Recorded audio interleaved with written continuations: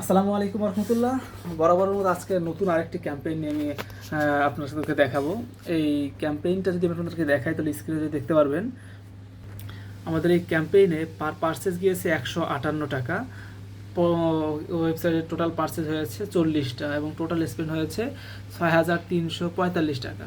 যদি এটাকে আমরা যদি একটু টাকার কনভার্টেশন, যদি এটা টাকার করা আছে তো ডলারে কনভার্ট করে দেখাই, তাহলে টোটালে 158 টাকা করে যদি আমাদের পার পার্সেস আসে, তাহলে এটা 123 টাকা করে গেলে $1.28 করে এইটা আমাদের ক্যাম্পেইনের পড়েছে এবং টোটাল স্পেন্ড করেছি 6345 টাকা।